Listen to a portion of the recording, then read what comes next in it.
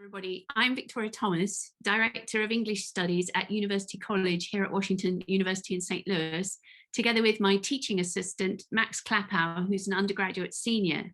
And we're very excited to be a part of this panel. And I'd just like to thank Philip and Tim for explaining their proposal to us. It sounds wonderful. Really great work, guys. It's just inspiring. Today, we'd like to share with you our project incorporating positive psychology into a critical and research writing class that I was teaching at WashU's Prison Education Project at Missouri Eastern Correctional Center. Max was a junior in another class I teach on writing about the law, where I had talked about my PEP experiences. At the end of the semester, Max asked about volunteer opportunities to tutor the PEP students, telling me that as a psych major, he was interested in the ways in which they might be helped by positive psychology. We are very protective of our students in the PEP. We treat them as we do all other students at WashU, but with triple the care because we know that they're living through such a traumatic experience. So our conversation went something like this. Well, what's the worst that can happen if students learn about positive psychology and it doesn't help them? I said, that's it. It doesn't work. I said, prove it. And I told her to read these. I said, oh, that's a lot. Can you give me the upsides? So positive psychology is a field within psychology that studies the positive aspects of our experiences and how we can promote them. Positive interventions can increase someone's overall sense of well-being and life satisfaction, help people be healthy and resilient during really difficult life experiences, improve their self-efficacy, and in the classroom, facilitate a positive learning community. Research also indicates that at their worst, positive interventions are not harmful, they're just ineffective. So it seemed like a really great way to help students in the Prison Education Project enjoy class, as well as pick up some useful life skills along the way. So I read the studies, and as Max has said, they indicate that there are no downsides to knowing about positive psychology, but plenty of possible upsides. So I suggested to Max that he send me some homework, and he did, and some of that's in front of you now. And so within these resources, I referred Dr. Thomas to before starting on curriculum development. Of course, there's a plethora of academic literature as well, but these make it a little bit more accessible. So I read that research on positive psychology and watched the videos so I could devise a course both applying the lessons to be learned from these experts' research and using that research as a subject for my students' analysis. As every critical writing instructor knows, a critical writing course teaches analysis, argument, and the incorporation of research into your thinking to come up to a final evolved thesis. You can analyze any piece of writing. You can make an argument about anything. And good critical thinking practice is attached to all forms of consideration of research and its incorporation into an argument. I wanted to match writing skill sets to positive psychology skill sets to see if we could build both at the same time and make both concepts easier to learn as a result of that collaboration. And there are a ton of different ways to incorporate positive psychology into education, but our course focused on concepts and skill sets that set up a really strong foundation for future learning. So this is what the resulting curriculum looked like. You'll see that it moves through each of the skill sets all writing classes go through: analysis, argument, and then into research and incorporation of that research. And it uses positive psychology research as the research that needs to be incorporated in our analysis of the text. Now, time constraints mean I can't take you through all the exercises, but I am going to talk you briefly through the exercises surrounding Hemingway's The Snows of Kilimanjaro and Elizabeth Bishop's poem, The Fish, so that you can see the main psychology skills we paired them with and get a taste of what we were doing in the classroom.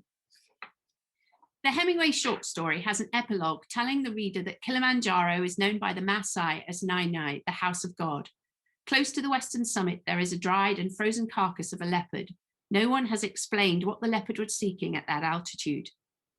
Hemingway's story tells of Harry, a journalist writer come kept man, who is lying in a cot at the foot of Kilimanjaro, dying from a gangrene infection in his leg. We see Harry's life story through flashback scenes, in some of which Harry behaves badly, and in some of which he behaves nobly, particularly in his treatment of women and comrades in arms.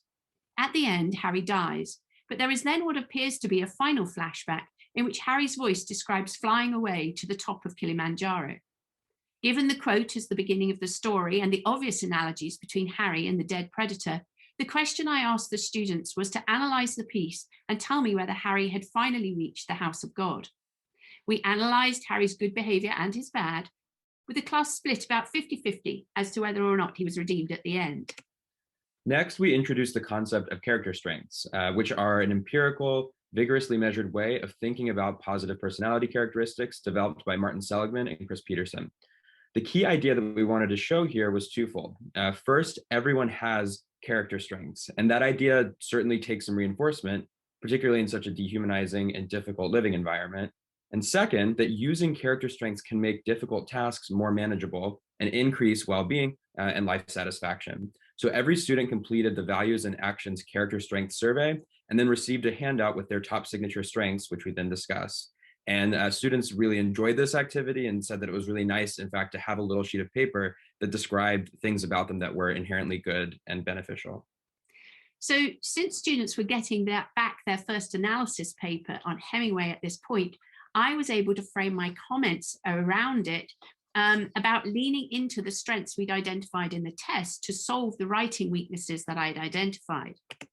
So once that was in place, we then moved on to Martin Seligman's theory of well-being as an academic source to incorporate into our analysis. And under his theory, as we can see on the slide here, well-being is based on 5 measurable constructs: positive emotion, a sense of engagement, presence of positive relationships, a sense of meaning or life purpose, and a sense of accomplishment. And this was critical to establishing the idea that there are, in fact, things that people can do to improve their well-being under any circumstance. And with that in place, we went back to thinking about Harry again and apply Seligman's well-being theory to support or counter the students' original theses. Harry's merciless self-criticism started to look somewhat different. Even those students who had felt that Harry was irredeemable started making comments demonstrating that they thought he was being hard on himself and was only human, etc. Harry became a much more complex character to them as they reevaluated those details they'd analysed before. Finally, we concluded with a group activity where students selected one element of the perma frame and applied it to an aspect of Harry. This led them to discover the extended metaphor of the snows of Kilimanjaro, which is Hemingway's own quest to find well-being and a sense of purpose in considering what it means to be a writer.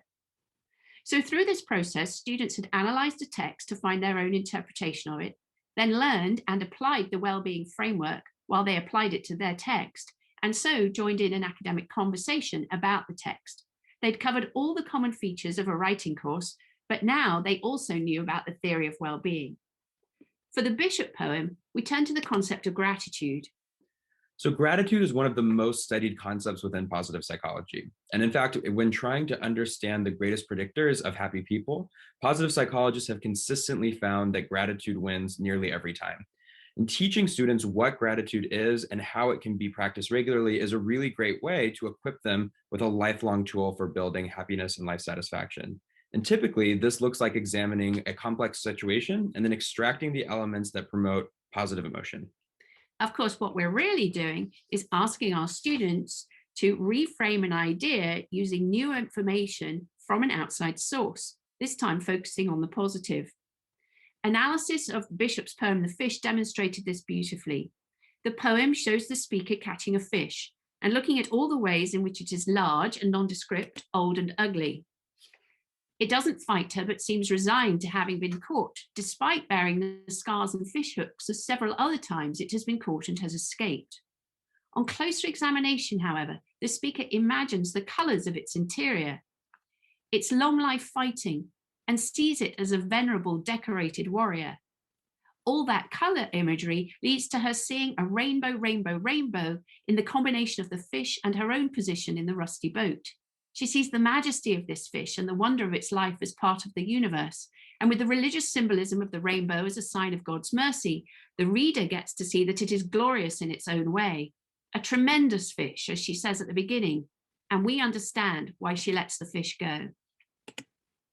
Next, we moved on to vulnerability and courage. And I should say first that these topics were strategically placed later in the semester after Dr. Thomas had spent a considerable amount of time making the classroom a safe environment for sharing, because these topics require some sense of psychological safety. Vulnerability, as the quote on screen says, is an essential part of connection and learning. And I can say, as a student myself, it can be extremely uncomfortable to raise your hand, ask for help, or say that you don't understand something, because doing so requires showing some amount of vulnerability and courage. So for this unit, we talked about Dr. Brene Brown's research on vulnerability and encouraged students to write about being vulnerable and their experiences. We also then used this as a lens for analyzing our big text of the semester, Frankenstein. Now, I don't have much time to talk at length about Frankenstein because there's just so much to say. Safe to say that the first thing we had to do was the positive reframing, as all the students' initial responses began by asking much the same thing in different words, the question you see on your screen. But we countered their doubts by reminding them that I knew all of their strengths and they had a test that proved them. Of course, the text itself answers this, as Shelley repeatedly emphasizes explicitly that all the creature seeks is love and community, as we all do. Vulnerability tied in beautifully because all of the tragedy of the tale would have been avoided if only Victor Frankenstein had been vulnerable and honest with the people that he loved. Savoring was our last big topic, and it incorporates gratitude and positive reframing again. So much like the Bishop poem, the goal is to teach students how to find an experience and lean into and focus their attention on the pleasurable aspects of that experience. And one of the most effective ways to do that is keeping a gratitude journal where you describe 3 things that went well every single day. And this intervention has been shown in the research to actually increase well-being and life satisfaction when done regularly over the course of about 3 months. And it's a great writing activity because it makes students write every day. I was very clear with them that I would look at their journals to see that they'd written in them, but I would not read them.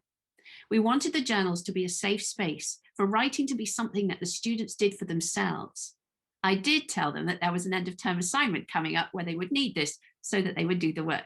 And what we found was that when we let students share optionally or voluntarily, is that a lot of students actually had a similar daily practice of waking up early before things got loud, preparing a warm drink, and looking out past the fences at the same family of deer every morning. And you could see, as someone shared that, the small smile of recognition spread around the classroom amongst other people who did the exact same thing. So the exercise fostered not only well-being, but also community within the classroom.